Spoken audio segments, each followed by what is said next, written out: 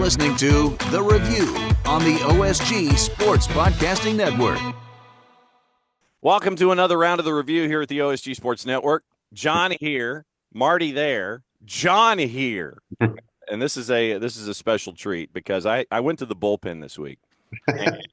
So Jon Fox and I used to work together in Atlanta radio a couple of years ago. And the thing about Jon is that Jon kept his hair and I didn't. And so Jon Fox, who is a normal 9-to-5 individual, you probably work, 50 hours a week doing things that make sure that folks keep their money and things like that. What are you doing these days? Yeah, I've moved to the dreaded compliance side of the business, which probably suits the darkness of my personality. And so I think the combination of that darkness and then this darkness here and this in this format will complement well. Absolutely true.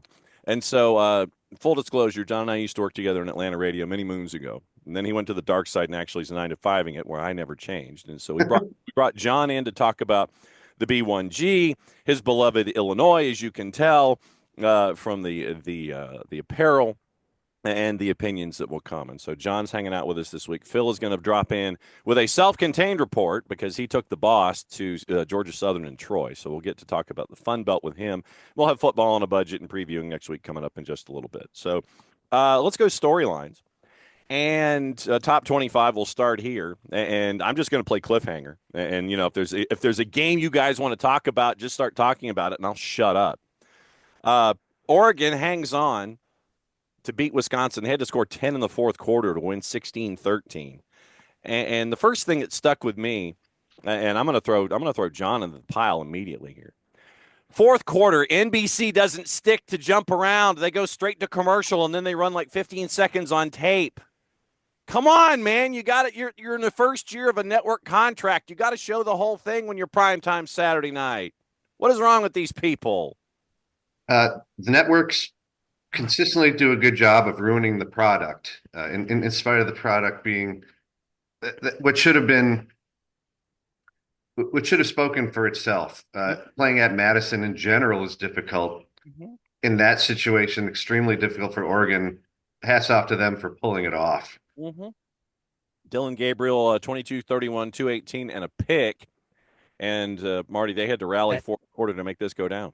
That had me all excited. I wanted, I'm the Buckeye homer here, but the four-way tie chaos that could have led to had me really, really happy. Because, in the Big Ten, we don't have the SEC quality loss. So no, it would make the chaos for the rankings really, really well. And as far as not showing Jump Around live, I like my job for the Peacock. So I am going to say anything about that. You're going to politely defer and not say anything about it. See, if you've never been there for Jump Around, I'm still waiting to get my shot at that. I had a boss who I used to work with here in the Dallas market that he said, I was just curious. So the last time I went, I just stood still. And he's like, it was absolutely terrifying. He's like, the amount that stadium actually moves while everybody else is jumping around is shocking. I mean, Sly, have you ever been to Camp Randall for a fourth quarter? I have. Now, full disclosure, I was about a dozen Miller Lights deep by that point. You're already moving then. Yeah, but awesome environment. Yeah. Oh man. So well, you guys have your four-way chaos that could have happened. The SEC can have eight-way chaos if things continue to grow and evolve. And that gets us to the number 2 team in the country, Ohio State. No problem with Northwestern, although I was slightly concerned, Sly, about the idea of playing at Wrigley Field where, if somebody runs a fly pattern into one particular corner, you could end up being merged with the bricks and what's left of the ivy. Apparently, they didn't have to flip the field for this one. So instead of somebody running into the wall, that same camera shot just had the back of somebody's head on a spectacular diving catch that we didn't get to see. Odd. Just playing a real stadium. I understand they're playing at a high school field on Northwestern's campus, but goodness gracious, at least you can see all the plays. But still, all right. So you could go to a locker room at halftime instead of going to go to the bullpen. Literally go to the bullpen for your Now, Sly, were you in Chicago for this game, or why are you reporting from Chicago, by the way? Yeah, we're here on a family visit for this weekend, Hmm? and we also follow a band called Dogs in a Pile, who's one of the greatest bands ever that we saw last night. And still see the wristband here from. It was a very late night, so if, It is accessorizing well with the jacket. yeah, so I figured it matched. But the people wanting to hear top flight analysis from a broken down middle-aged degenerate like me, keep that in mind. But I guess the victory of the Wrigley Field game is that they were able to play in both directions. Yes. And that is the victory, I believe. I mean, aesthetically, Wrigley Field sounds better than Dyke Stadium, even though it's not called Dyke Stadium anymore. But Illinois plays there in a couple of weeks, and that should be that should be an interesting environment. Probably a home game more than likely for Illinois. Now, this is what I've maintained is that they have built this temporary facility, and it should be their permanent facility because, I mean, it's gorgeous idea right there on the lake. You can create your own problems for the opposition who doesn't know how to handle the wind coming off the water. You know, the Edmund Fitzgerald might be drifting up, out on the pier or something like that at some point. But I get the idea.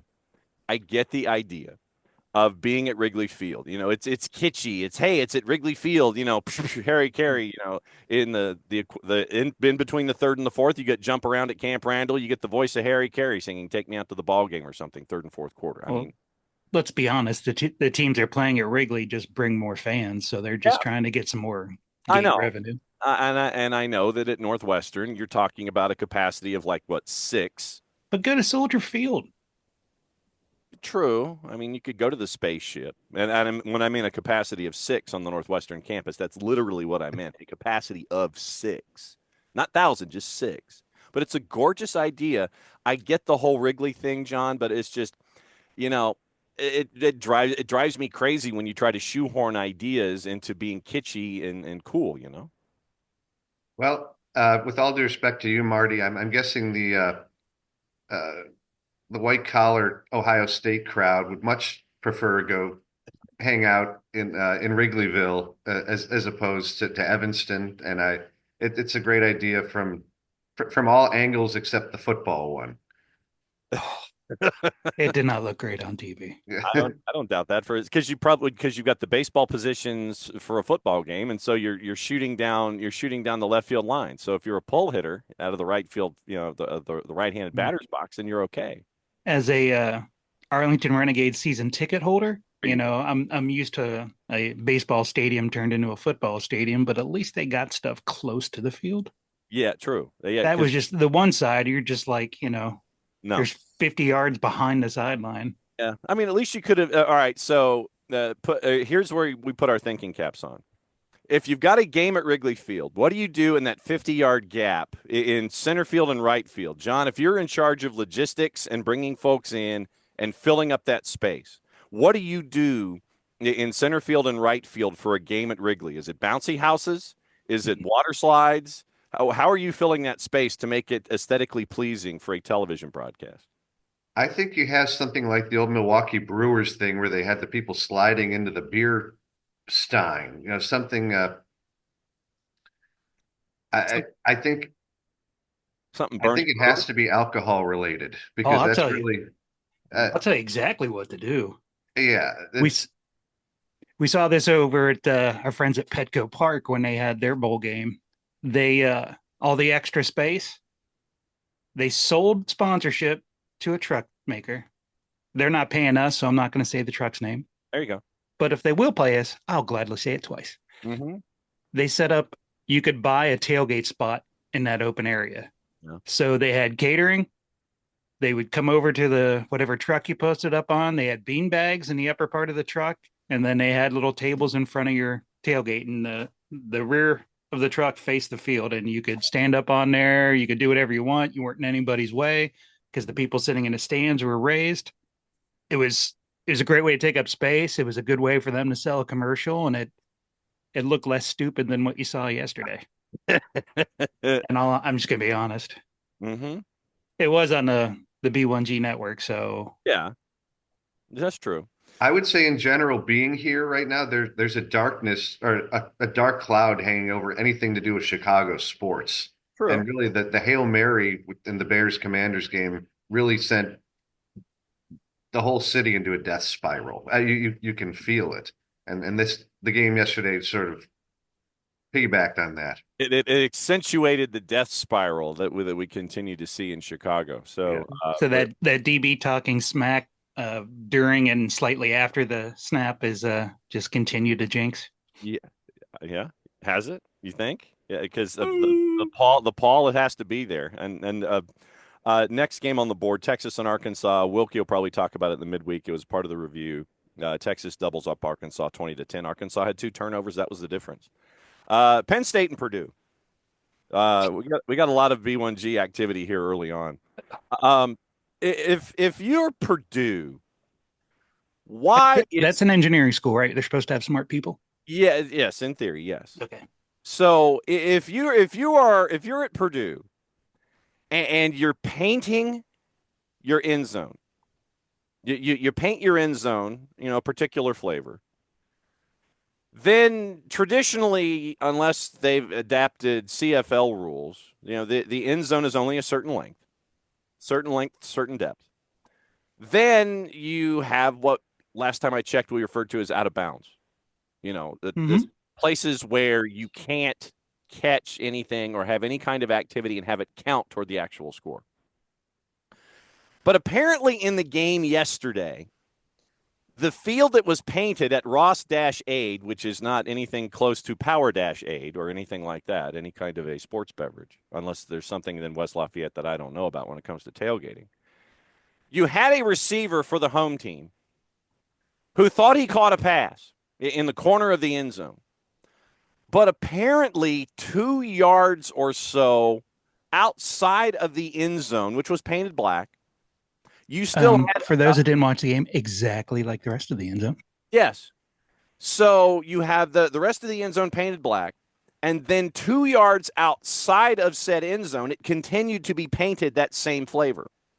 So a receiver catches a ball. Oh, wait, you're leaving out one vital bit. They also had an orange cone in that same corner. So there were 2 orange cones in that area. Yeah, they're 2 pylons. The pylons are there. There's another pylon beyond the other one that's even further out of bounds. You're like, this is extra out of bounds. Mm-hmm. So this is out of bounds, and then you have extra out of bounds. A receiver for Purdue, and there's a reason we call them Purdon't here on the show, catches said pass in the second layer of the black, what would be referred to as the out of bounds section, in between the 2 orange pylons, and thought that he had succeeded in his activity when apparently he did not.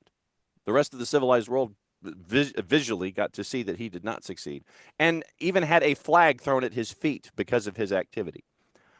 Why are we painting separate sections of the end zone, the in and the out of bounds? Why are we painting it the same color? Why do we have orange pylons that designate things, but you continue to paint things in a consistent color?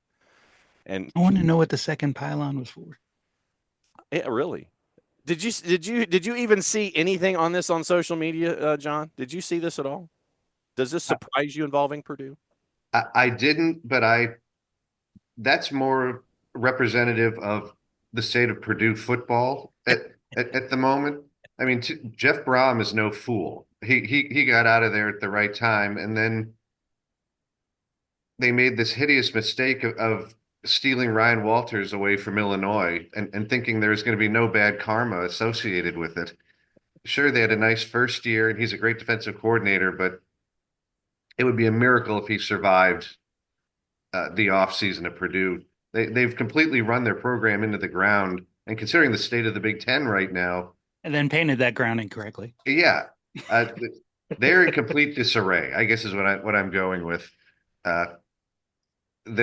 It's going to be a fight for them to even be mediocre for the next couple of years, unless they get a great hire.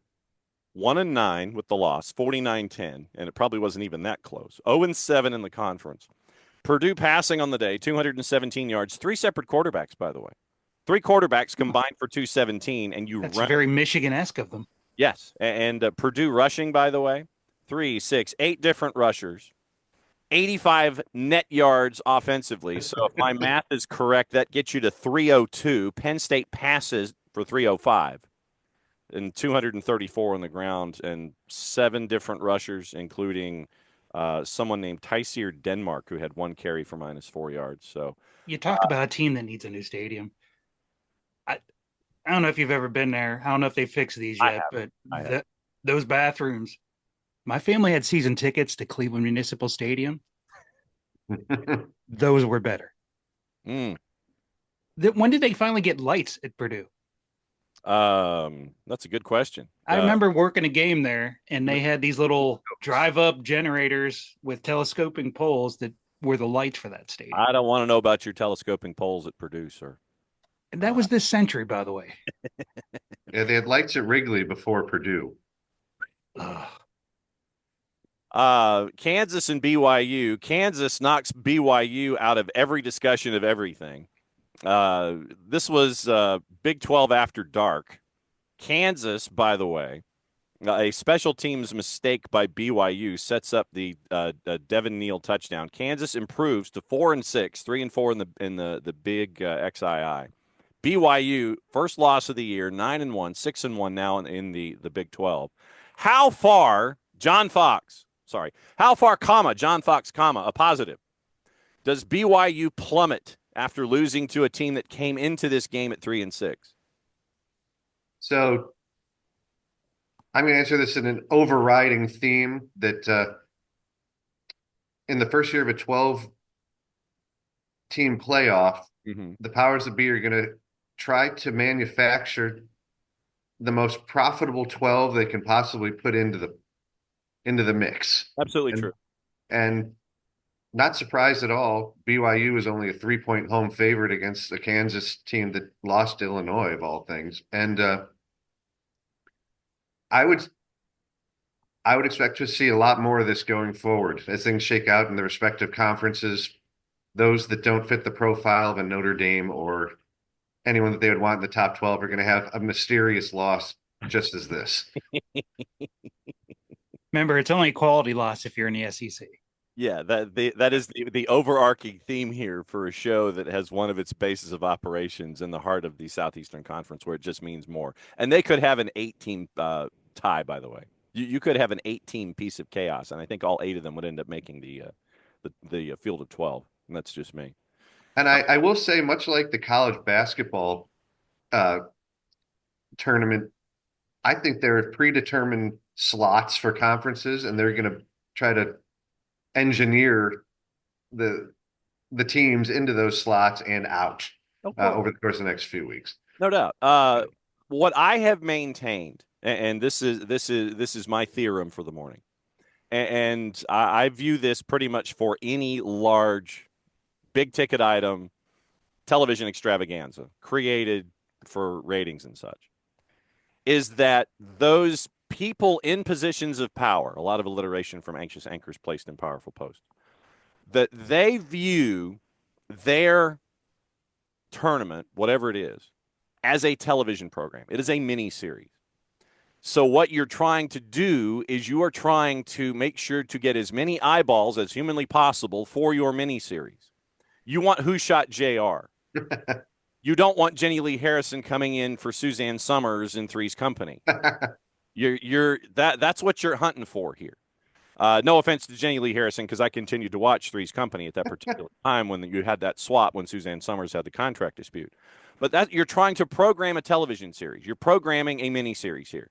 And so what do you try and do? You try to get as many eyeballs there as humanly possible for however many different sections you're going to be viewing it, however many different ways you want it to be viewed. So to get the most eyeballs on a thing, in this case, the CFP 12 that we're discussing, does BYU count as Jenny Lee Harrison in Three's Company? It may very well be. It might be Priscilla Barnes in Three's Company for all.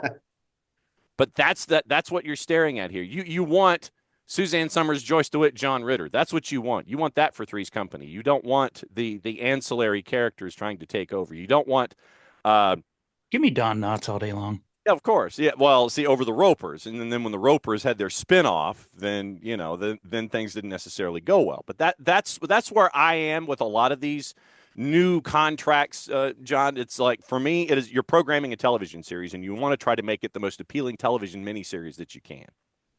That's extremely well said. And you brought me back to that one Three's Company episode where there was a miscommunication. And That one. It's strange how that, and then by the time you got to 28:30, it was all fixed, and you found yeah, out that Larry was the one who was causing all the problems and was trying to pick up the girl. It's going to go down to what network the championship games can be broadcast on, and then they're going to pull for all the properties they own. Yes, of course. If they could put 10 SEC teams in, the No, four-letter would do that. no, sir, bite your tongue. Speaking of the SEC, by the way, 12th ranked Georgia. Why they were why they were I think it was a 3.5 point favorite, which basically means the juice box purveyors basically sat there and went, Tennessee loses by 14. I figured much like shingles and point spreads in Athens, Kirby doesn't care, but apparently in this one he made a point, 31-17 on a 3.5 point favorite. Tennessee in the second half just got shut blank down. It was not pretty. Carson Beck, they got good Carson Beck, 25 of 40, 347 and 2 by the time it was over. Jekyll and Hyde. Mm-hmm. so John, when we met almost 30 years ago, I spent a bit of time in Athens. I believe Ray Goff was there at the time, but That might be correct, John. We'll talk about that.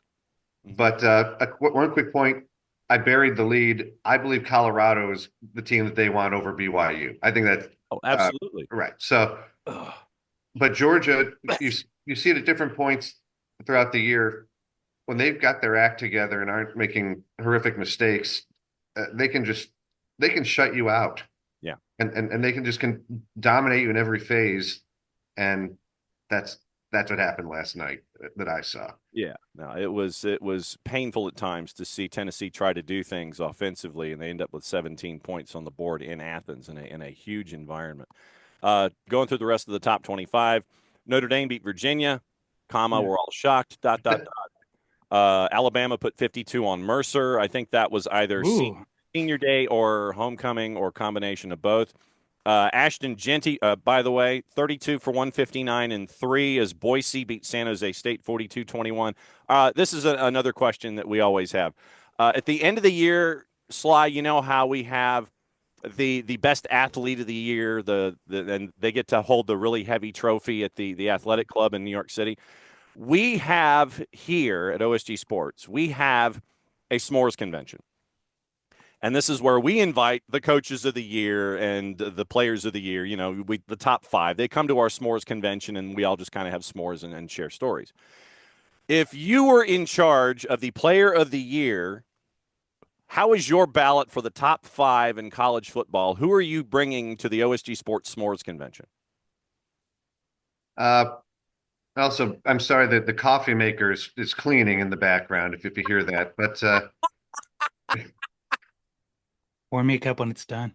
Yeah, really? Come on now. Similar to the discussion about what 12 teams do you want in,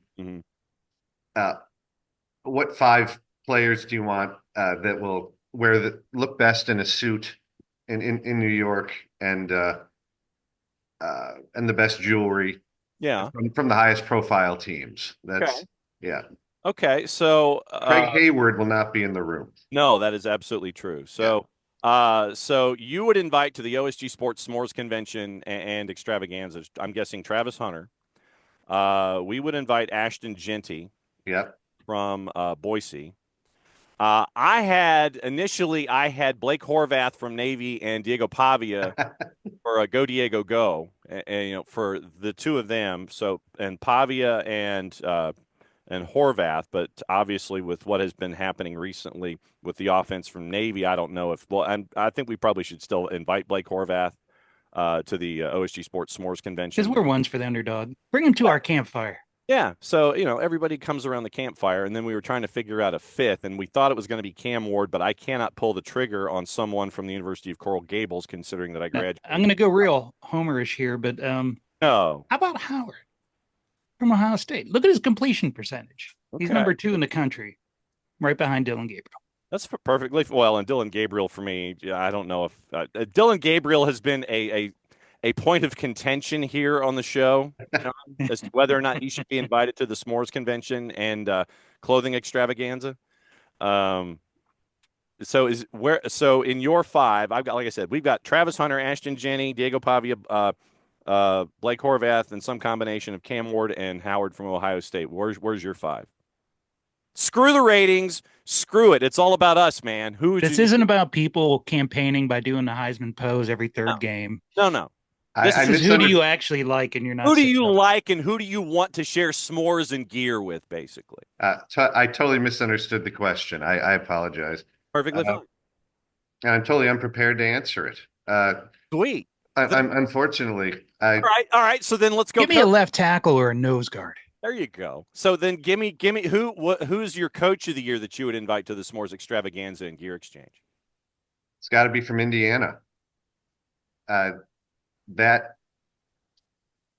an incredible story, despite what's going to happen in Columbus next week. But that's my number 1. Cignetti definitely is our number 1 invite. Congrats to him, by the way. Getting paid 8 years. Was it 8 years and 60?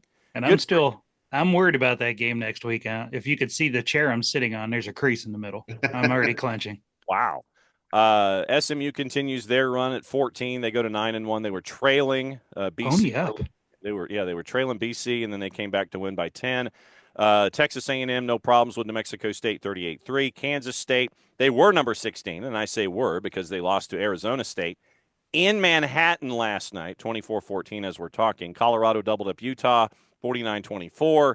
Travis Hunter, he's probably the guy in the clubhouse. Shadur Sanders, 30-41, 340-3.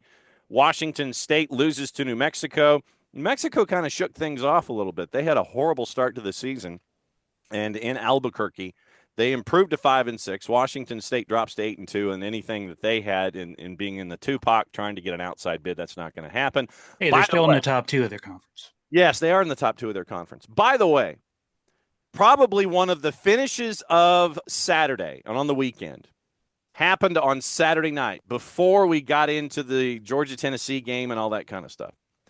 Did you guys hear what happened at the end of Louisville and Stanford? I did not. I was already at the show. Okay, so Louisville is leading. Louisville is leading late, 19th ranked. And so Stanford has the opportunity to try and get something akin to a game-winning score. And as it happened, they had to kind of go the length of the field. You know, Stanford comes in with a record of 2-7. Louisville was at 6-3. And so it's back and forth in a nutsy cuckoo fourth quarter.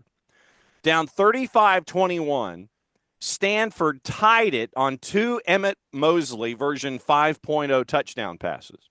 A 25-yarder from Justin Lamson with 45 seconds to go. So they force a turnover on downs, first and foremost. You're tied at 35. You get a turnover on downs. Stanford gets the ball at their own 45-yard line. Then Louisville was called for an unsportsmanlike conduct penalty plus an offside position, 20 yards in penalties, no time off of the clock moving whatsoever. That puts Stanford in the position to kick the game-winning field goal, and they did, winning 38-35 to get to 3-7. Louisville drops pretty much everything, drops to 6-4, 4-3. So 20 yards of penalties, and you don't move the clock.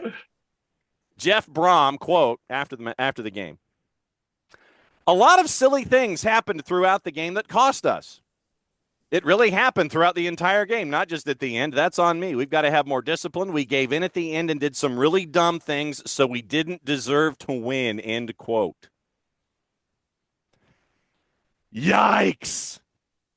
You had the chance to take it to overtime, but then you had 2 dead ball penalties. One of them was an offside call where your special teams players jump on a 57-yard field goal attempt to make it a 52, which was converted for the win.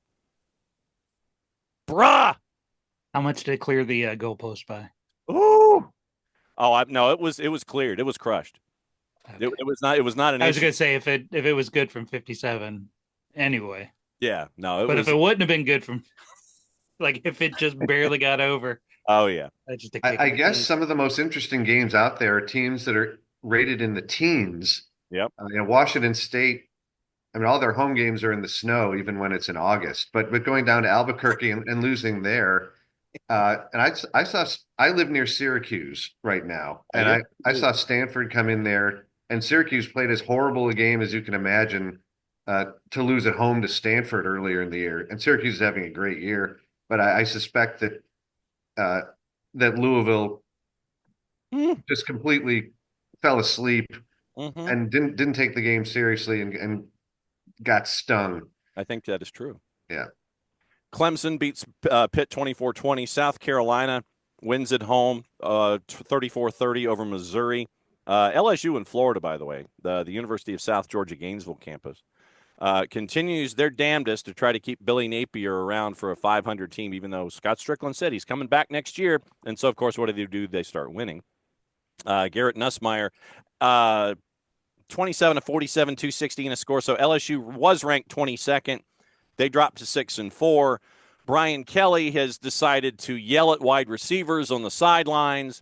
Don't you walk away from me. Oh, that was so bad. Yeah. And let's see. Don't you walk away from me. You're blanking uncoachable. It was 3 sentences in a row. Don't you walk away from me. You're blanking uncoachable. And I forget what the third one was, but someone had actually done the lip reading. And then Brian Kelly, after the game in Gainesville, apparently slammed a table with his fist, very Nikita Khrushchev-like, except it was a fist and not a shoe. And that's your Google search for today, kids. And the admin at the University of South Georgia Gainesville campus had that as a meme and said, "Please, Mr. Kelly, don't hurt our tables."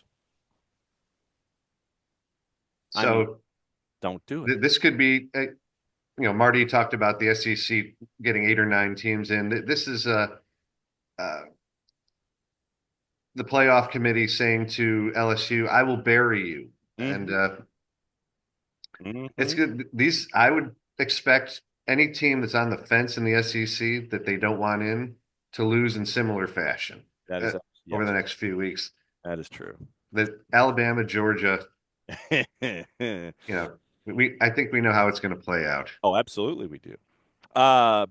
Did you guys see, before we go to break and we come back, Phil's going to give us a report from the Fun Belt involving Troy and Georgia Southern. We're going to come back on the flip side, talk about next week in football on a budget. Did you guys see the touchdown that happened late in the Fordham game? Yes.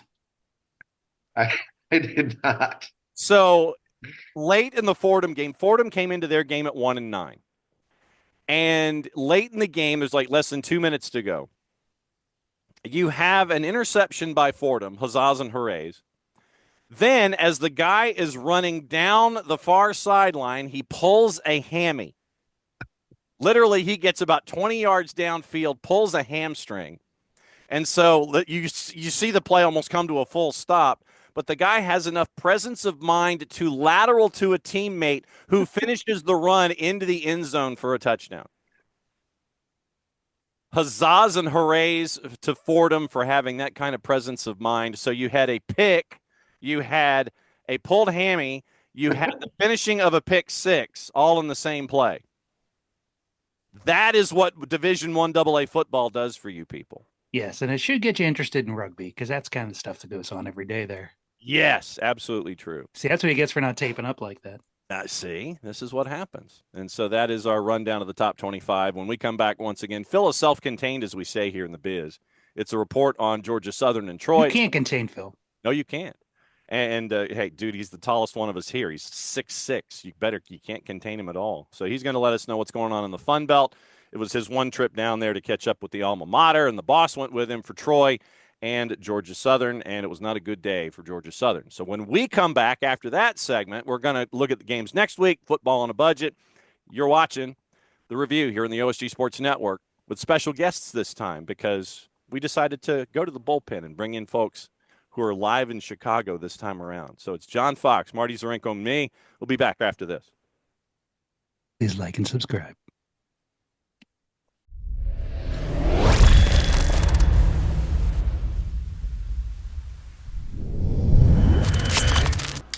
Hey guys, thanks for filling the time on the show where I wasn't there to babble and try to keep y'all honest. Hopefully you explained to everybody where I was down in beautiful Statesboro, Georgia at the alma mater, Georgia Southern, watching a little college football action. Wasn't the best of outcomes, and quite honestly it wasn't the best of games. Southern played Troy, a game we lost 28-20, and really deserved to lose, to be quite honest with you. The defense really didn't do much to stop a not that good Troy team. Offensively, Southern, well, the first half they played pretty well on offense. The fourth quarter they played pretty well on offense. And the third quarter they just kind of kept handing the ball off and not really going anywhere. I'm not sure why they kept doing that. It was a pretty decent crowd. Unfortunately, the loss probably eliminated Southern from a chance at the Sun Belt Championship. A game that they easily should have won, but with 6 wins, we're still going to go to a bowl game, albeit one little bit lower in stature. Camilla Bowl or whatever the bowl game is in Mobile, Alabama, or one of the New Orleans games that's not the Sugar Bowl or something like that. But I guess beggars can't be choosers. And with, what is it? One more game left in the season, it's a chance to hopefully get to 7 wins, which would be nice. But it was a good time, got to see some old friends, got to hang out, watch a little college football, and at the end of the day, as we constantly tell everybody, that's what it's all about. I'll throw it back to you.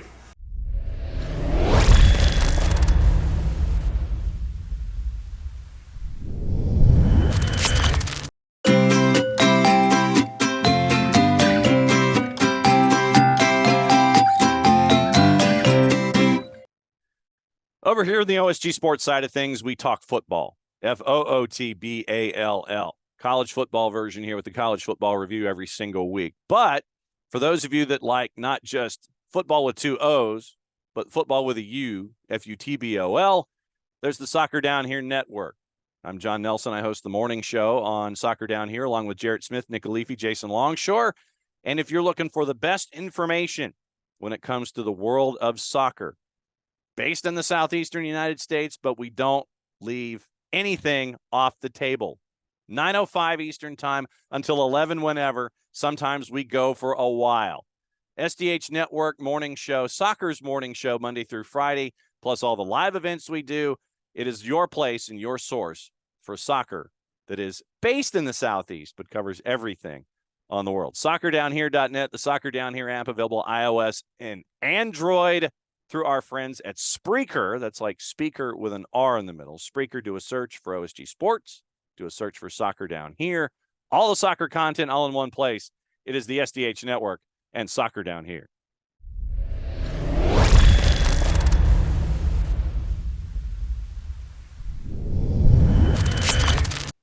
Welcome back to the review. Fun Belt has been fun. It is Jon Fox, it is Jon Nelson, and Marty. So it's basically Chicago, Atlanta, and Dallas this week hanging out with you. Fun stat before we get into the activities of Week 13.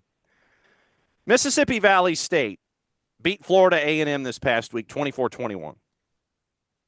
There are 263 Division I football programs, meaning both Division I and Division I AA, FBS, FCS, depending on how old you are.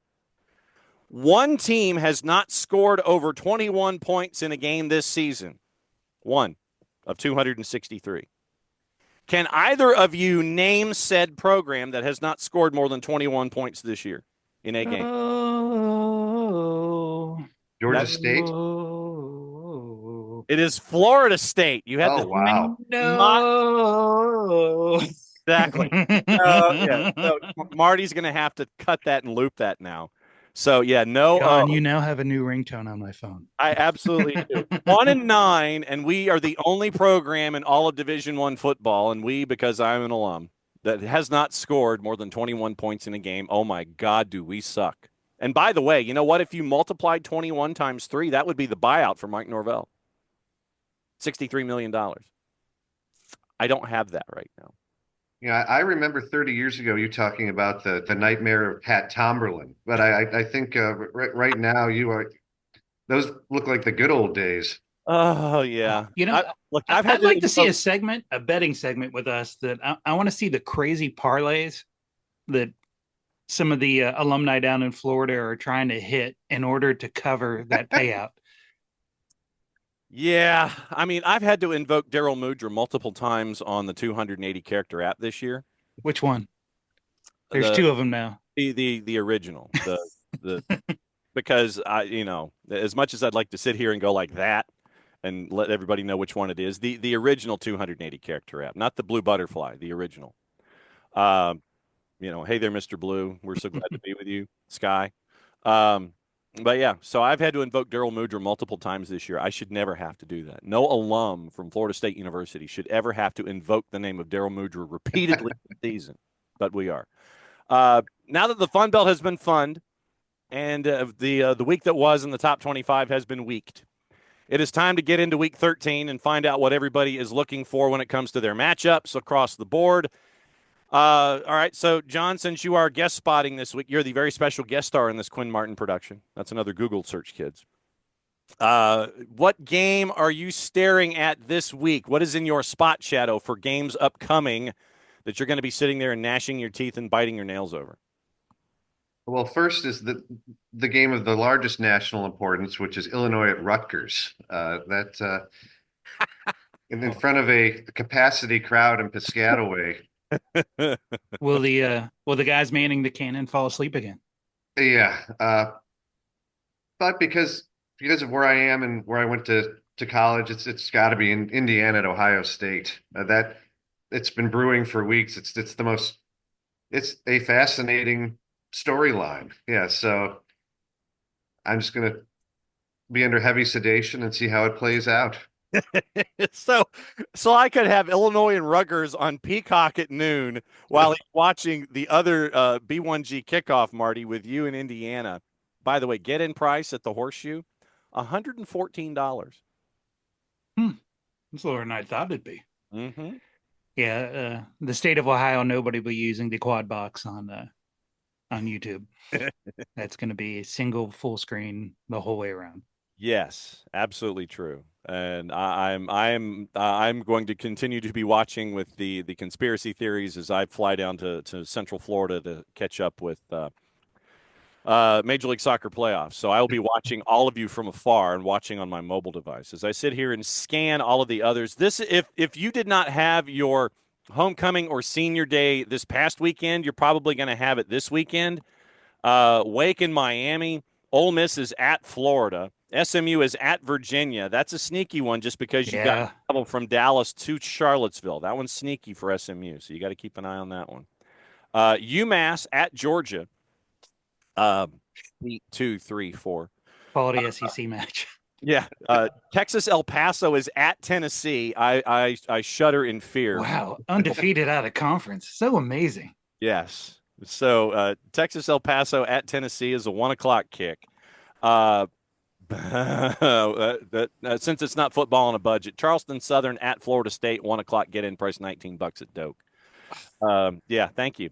That might be the second win of the year. If it's not, then Mike Norvell needs to be fired on the field. He doesn't even get to go into the locker room. If you lose to Charleston Southern and go to 1-10 before you have to play the team in the University of South Georgia Gainesville campus to finish up your season, you don't make it to the locker room. It's on the field. It's like Lane Kiffin and the tarmac. That's what you would have there, but it's a home game.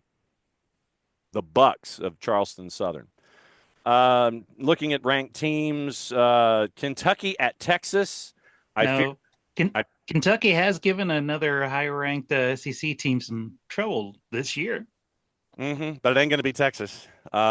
Texas is number 3. Get-in price at DKR is 134. There was discussions about Mark Stoops. Hey, are you going to resign?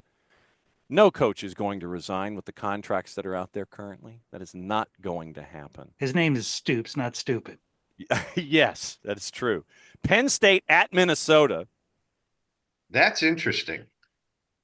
Penn State should win, but Minnesota's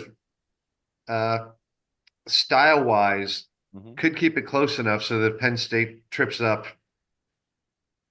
Beat them over the head. Just remember, when most people say Penn State should win, they're in the review. That's always followed by but. Yeah. And let me be clear. I don't think that Penn State's going to lose, but they may not cover as a result. Yes. Yeah.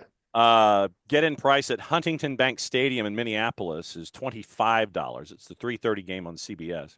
An angry BYU team has to go to Arizona State to play at Mountain America Stadium in Tempe.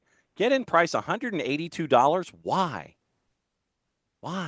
Have you seen the women on that campus? Yes, I have. Yes, I absolutely have. But the get-in price, $182? BYU at Arizona State, it's a chance to leave the state of Utah. I understand. Snowbirds unite for $182 a head for a get-in. BYU wouldn't pay that much for a bowl game. I know. Colorado and Kansas at Arrowhead, get-in price of $50. Colorado will continue their run to make sure that Travis Hunter is your Heisman Trophy winner. The Citadel at Clemson. We'll get back to that one. That's a 3:30. Oh, Lord. Yes, I know. Georgia Southern at Coastal Carolina. And like I said, I'm touring for top 25s. Pitt at Louisville. Ooh. So Pitt at Louisville, and John went, ooh. 2 devastating losses by those teams. The mental state of the respective clubs could make this one interesting. Yeah. Absolutely. This could be the therapy bowl. It could. 4:00 kick. And then Wofford at South Carolina. This has homecoming and senior day screamed all over it. Get-in price at the fairgrounds, $49. Missouri at Mississippi State. We'll come back to that one. Army at Notre Dame. At Yankee Stadium. Hello. Army at Notre Dame. 7:00 kick on NBC and Peacock at Yankee Stadium. First and foremost, this circles back to our Wrigley Field discussion. What's the layout going to be like? Get-in price at Yankee Stadium, $121 for, as we are discussing, number 24 Army, number 8 Notre Dame. What say you, Jon Fox? This has spicy written all over it. Yeah, similarly to what happened in Chicago yesterday, the Notre Dame Wall Street crowd get a nice home game. Mm-hmm. And it's going to be it's all Notre Dame in my opinion, and because there's as cool of a story as it would be, there's no way it's going to be allowed for Notre Dame to stumble in this one. That's true. No way. But they're always good for. Have they done their seizure game yet? No, I don't. I do not believe they have. Okay, they're about due. Okay, they're playing another ranked team. Mm-hmm. That's usually when they do it. Yeah, so I think Army covers, and I think that they represent themselves very well in this one. And then now it's going to be right now. The predicted temperature is 44 degrees. Okay, so folks can have they can have their. Well, if it's going to get cold, Army style might start coming into play there. Yeah, one possession, be clinical about it. I'm rooting for Army. I don't care. Me too. I think most people join a conference already. Notre Dame. Jesus, it's like join the ACC full time and get it over with. Yeah. Boise at Wyoming. That is a nighttime kick on CBS Sports Network. Washington State at Oregon State, and the remainder. So the Tupac is having their title game next week, by the way, on the CW. And Alabama at Oklahoma. Oh my! Watch God. the game. Stay for supernatural reruns. Yes, exactly. Alabama at Oklahoma. That's the nighttime kick in Norman. Get-in price of $82. I fear for Brent Venables. Not tenable. This is Alabama making a statement in prime time. Absolutely true. Yeah. Texas A&M at Auburn. The side of the helmet says ATM, Paul. $32 get-in at Jordan Hare. It was $5, by the way, on Saturday to go see Louisiana Monroe lose and have the score run up on them. Karma, I think, comes and revisits Hugh Freeze for the second time this season, that he runs up a score and has his quarterbacks passing in the fourth quarter. I think it gets taken out on him again this week as Texas A&M comes to town. Get-in price of 32. And let's see, LSU is okay. So we have several things in play here. We're in the nighttime kickoffs in the SEC. It is in Baton Rouge. Get-in price of $31. Vanderbilt comes to town in Diego Pavia. 7:45 kick. All of these conflicting emotions in one place, Jon Fox. This may be, if I'm still functional after the 12 o'clock window, this is the one that I'm all in on. This has some of the best storylines of the night session. I totally agree with you. Oh, Marty, this one just, okay, let me get this straight. You have all day long to drink and tailgate. Yes. And it's an affordable ticket. Yes. Absolutely true. That's going to be so loud. Mm-hmm. But go, Diego, go. Go, Diego, go. Absolutely true. So I'm going to amend Football on a Budget to include the $31 get-in price to go see Vanderbilt. Yeah, if you're anywhere near that stadium and you don't take that, you're dumb. A moron. You're dumb. A nincow poop. Gee, look at my thumb. You're dumb. Cincinnati at Kansas State. Kansas State no longer will be ranked number 16 at 8 o'clock on the Deuce. $23 at Bill Snyder Family Stadium in Manhattan. So there we go. Okay, it is that time where we try to widen the horizons of our viewers and our listeners. This is where we do Football on a Budget. And the guideposts that we have is that we try to sit there and look at the get-in prices for games in and around the country, not just in Division I, but Division I AA and Division II if they're posted. We want to make sure that folks can go widen their horizons. We give them the opportunity to sit there and look at games where they can get in the door for the price of a soda, maybe less. So here it is. Football on a Budget for Week 13. And so John will raise his coffee mug with whatever caffeine is involved or whatever whatever beverage is in there. I don't know what beverage is in there. I'm assuming it's coffee, considering it's a coffee mug. So here we go. We're going to start early on Tuesday. Akron at Kent at Dick's Stadium in Kent. I don't want to know about Dick's in Kent, okay? Too many jokes. Get-in price $11 on CBS Sports Network. We've just got to the tip of our jokes, though. Yes, absolutely true. And both Akron and Kent, they have some. They do have. So basically, just for those who are uninitiated, yes, Kent actually is Akron, just with hippies. Yes. So, Jon Fox, would you go and see Dick's in Kent for $11? I'm considering it. It's a 4-hour drive for me. That is doable. It would be more. The gas would cost more than the game, but I think it would be worth it. Akron is a 10 total, 49.5, and so ding, ding, ding. I'm in. I'm going to wear my Youngstown State jersey and just gloat over both of them because we kicked both their asses being a division lower. We raise our glasses to that one. Nightcap Tuesday. Yager Stadium in Oxford, Ohio. No word on if Miami of Ohio loses, it's a Jaeger bomb. I don't know. Northern Illinois at Miami of Ohio on the 4-letter network. Get-in price, $3. Price alone. Ding. Ding. Price alone. I'm there. Miami of Ohio. We're all in. Miami of Ohio, 3.5. Your total 43.5. So basically what we're doing is we are taking the OSG Sports private jet. You know I needs a private jet. From Dick's Stadium in Kent after kickoff and flying to Oxford, Ohio to see both games. This is what we're doing. We're seeing a kickoff in one, hopping on the private jet and going from Dick's to Jaeger. Just saying. Beat 2, 3, 4. Wednesday, both Maction games are right on the cusp of our value. Buffalo and Eastern Michigan, Rynerson Stadium, Ypsilanti, Michigan, get in price $11, 7 o'clock kick. It's worth it just to see a Michigan school that's not being investigated for something. Okay, I see. I'm where going to check out the distance between Oxford and Ypsilanti. I think that's a doable trip. Okay, and then simultaneous kickoff, by the way, at the Glass Bowl in Toledo. Toledo's a 2.5, 50.5 as they host Ohio University. $11. I'm going to pass on this one just because I've already gone. Yeah, and so that's what we refer to. If you A haven't, lot of talent in Toledo, though, I got to tell you. Yeah, That school.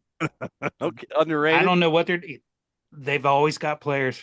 Okay, sure. That's one way to phrase it. We go to Friday, and we start with Temple and Texas San Antonio at the Alamo Dome in San Antonio. Get in price, $8. Slides like nope. Wait, what day is that game? Friday. I'm actually going to be down there then. I might actually ding it and go. Wow. I'm not saying no. I'm saying I can't believe that that's the price to go to the Alamo Dome. I'd definitely do that one. Okay, so Yeah. just don't drink the water and don't dive into the river. Go to the river walk. Just don't sample the water. Apparently, so get in price $8. Texas San Antonio hosting Temple on a Friday night, where everybody else is watching the Texas high school football playoffs. That's why they figure get in price $8. All right, Saturday. We start at SECU Stadium on the campus of the University of Maryland in College Park. Noon kick on the B1G. Iowa and Maryland get in price $5. No. I think I will not horrible pay Maryland to see jersey will Iowa, they be even wearing? $5. Yeah, not happening. no. And we follow that one up with a simultaneous kickoff on ACC Nextra from the JMA Wireless Dome in Syracuse, New York. UConn at Syracuse, get in price $8. I mean, I literally could go to that game, and I might. Yeah, that Go on a dare. yeah, they serve beer in that stadium, and it's a wild time there, even for UConn. Noon kick on the CW from Alumni Stadium in Chestnut Hill. North Carolina at Boston College, get in price $9. Ding. Because it's fall colors, it's Chestnut Hill, and you never know. There's always that one game, especially now that Thomas Castellanos got injured, and then he was told by Bill O'Brien he's no longer going to be the starting quarterback, so he's portaling out. There's always going to be one game of chaos in Chestnut Hill. This one might be it, where a team that comes into play, Boston College, gets bit. I think this one might be the one. So for the upset alert and the fall colors alone, go to Chestnut Hill and Alumni Stadium. Definitely. Continuing to scan, Protective Stadium, Birmingham, Alabama, 2 o'clock kick, Eastern time. Rice at UAB, get in price $11. Nope. Pass. It is in downtown Birmingham. There's a lot of stuff to do in and around it, but I'm not going to watch UAB. That is not going to go to Birmingham, skip the game. Yes, pretty much. 2:30 Eastern kick, Murfreesboro, Tennessee. Johnny Red Floyd Stadium, New Mexico State at Middle Tennessee, get in price $3. I don't even know how you get from Las Cruces to Murfreesboro. That to me is more intriguing than the matchup itself. That's planes, trains, and automobiles. I needs a private jet. Yeah. You need a place to land, though, so yeah, you might be out of luck. I think what you're doing is you're driving to Albuquerque, flying to Nashville, and then driving the half hour to Murfreesboro. By the way, the most southern White Castle restaurant in the United States is in Murfreesboro, Tennessee. Okay, that could change it for me. See? Right there off the exit I think it's in a Phillips 66 gas station. Can I bring a case of burgers into the stadium? Is that allowed? Well, you might be able to, considering it's a $3 get-in. So if you stop at the Phillips 66 that has the White Castle attached to it, you get your burgers. The A1 White Castle, for me, underrated. So if you're not keeping score, that's get gas and get gas. Get gas and get gassed. Absolutely true. So if you can stop at the White Castle on the way, because it's right off the freeway, then make your way over to Middle Tennessee State. It's about another 10 minutes into traffic. Then you can make a day of it for $3 to go see New Mexico State and Middle Tennessee. The continuing saga of Kennesaw State University. 3 o'clock Eastern time. You want your action at the fraction? We can say it because we own the trademark. Action at the fraction, Florida International at Kennesaw State. Get-in price, $10. They are not getting my money. No, they do not deserve any money. By the way, class act. Brian Bohannon, it was senior day, and there was an initial discussion on campus as to whether or not the campus administration would let Brian Bohannon on campus and in the stadium because his son is a senior. And since Bohannon has been dismissed under questionable circumstances and decision-making attached, there was a discussion as to whether or not Bohannon was even going to be allowed in the stadium to help celebrate his son's senior day. Bohannon did him one better. The video is out on social media. Before the game, the players have an owl walk, like most schools. They go, into the stadium, into the player entrance. Bohannon found a way to slip into the traffic pattern and be amongst the fans that lined the owl walk. He pops out onto the road and hugs the seniors as they're walking by. Brian Bohannon is a class act, and that move, Good on him. That move gave me chills, and that's what personifies Brian Bohannon. You ain't getting my money.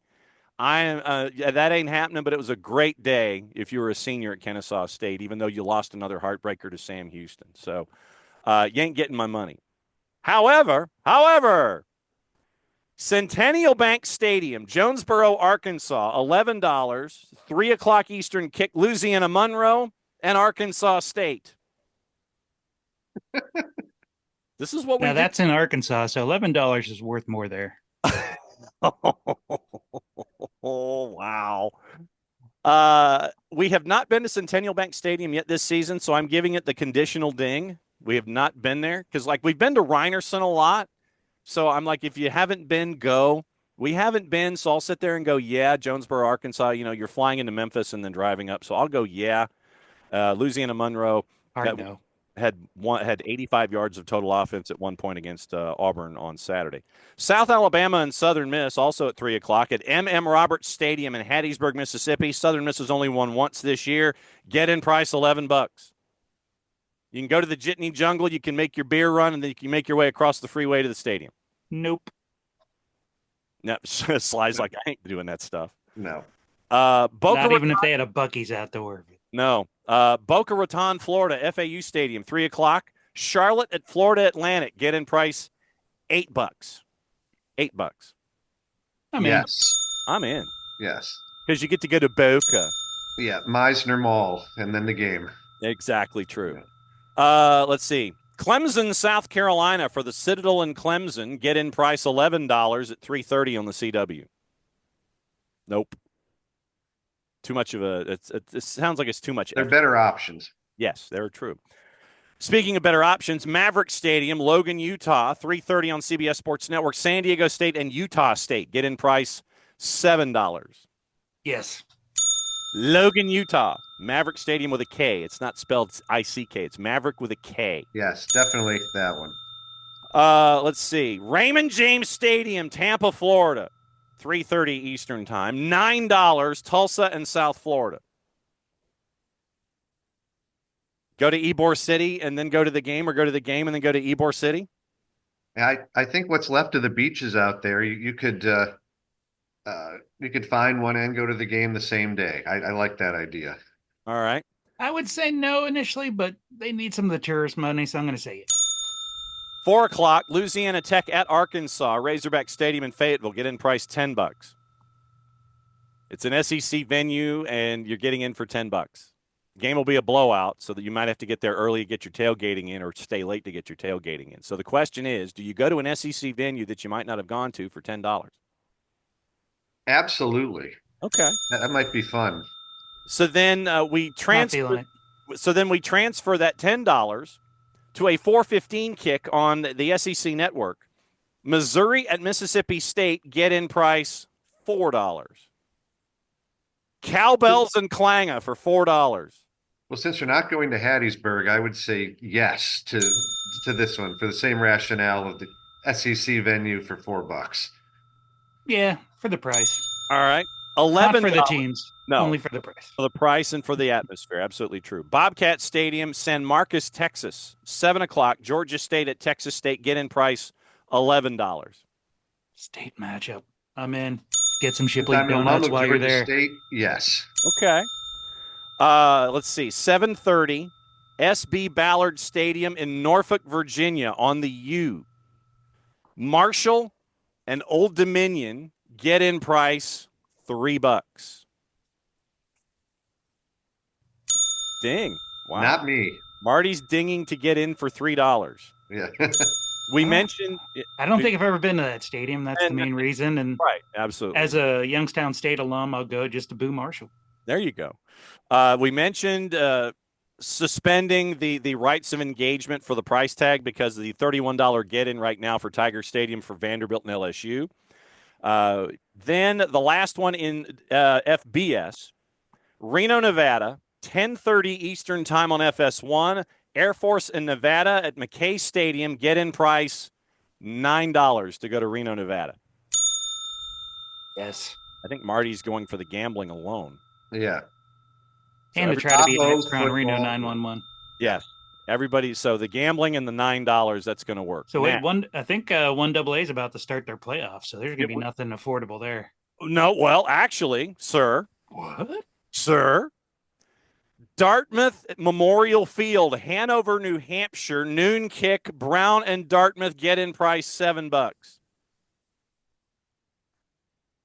Eh. I had him for a minute. I had him, and then he changed his mind. He double Not clicked. an easy place to get to. That is absolutely true. Yeah. Let's see. Stony Brook, New York, has been a place that has been on the radar a lot this year. It is a 1 o'clock kick. Monmouth at Stony Brook on Flow. Get-in price $6. That's a no. No. Unless you want to double up with the Notre Dame Army game. See, this is why. This is what you do. Yeah. Murray Flow State- does have rugby, and Yes. the production value is probably better than the CW, but yeah, that's true. 1 o'clock kick, Murray State at Southern Illinois in the Ohio Valley at Saluki Stadium in Carbondale. Get-in price $5. I can tell you, growing up in the state of Illinois, I have no interest in going to Carbondale. Indiana State, Northern Iowa, 2 o'clock at the Unidome in Cedar Falls, which is an experience in and of itself. If you've never been, you've got to go at least once. yeah. Get-in price $7. If you're driving out there, make sure you got a good air freshener. Yes, absolutely true. Two other $7 in the 3 o'clock window. Eastern Washington at Northern Arizona at J. Lawrence Walk-Up Sky Dome in Flagstaff. Get-in price $7. Wow, that's a long title. Yes, it is. No. The dude got a dome named after him, and he's an initial and a full name, so you know that he's made of something. Furman and Mercer in the SoCon, $7 at 5-Star in Macon, Georgia. $7. Well, you could go to the Buc-ee's in Macon as well. Yeah. See, Yes. that's Look how. around, get a Macon Bacon T-shirt. Yeah, and you also can get who is it? They're not the Macon Whoopie anymore, but the local hockey team. Oh, sorry, not Macon. Warner Robins is where. Yeah, well, that's Buc-ee's. just So you're a couple exits south, so Correct, that's sorry. Yeah. so that's another go round of football on a budget. So I think that we have widened horizons for everybody as we get here into Week 13. Division II is getting into the playoffs. Everybody else is getting into the playoffs. Another week of Division I AA. So, John, what did you think about your first excursion here onto the week in review? Well, I mean, I had a blast. I don't know if any of your viewers are, can stomach more of me, but I'd certainly be willing to do this again if you'll have me. Absolutely, no, okay. it's absolutely fun to widen horizons and see folks that we haven't seen in quite some time, where we can all run smack on each other. So, And fill up the screen. Yes. And what's 27 years among friends since our last go around? We've rounded off, so it's all good. It's great to see you, my friend, and fantastic to have you talk about the B1G with a fellow B1Ger with Marty, and continue to turn the dial from the conspiracy theories from the SEC back toward the B1G when it comes to everything on a weekly basis. So let's see. So midweek, it'll be me and John Wilkerson with the review. We'll try to come up with some storylines, update you on college football on a budget, because we had a lot of college football on a budget this week, and that's very, very cool. So for Marty, for me, and for Sly, it's been entirely too long since we've seen each other, my friend. Do not be a stranger. That is the OSG Sports Review here on the OSG Sports Network. Thanks for hanging out with us on all of our social media channels and platforms, however you access us.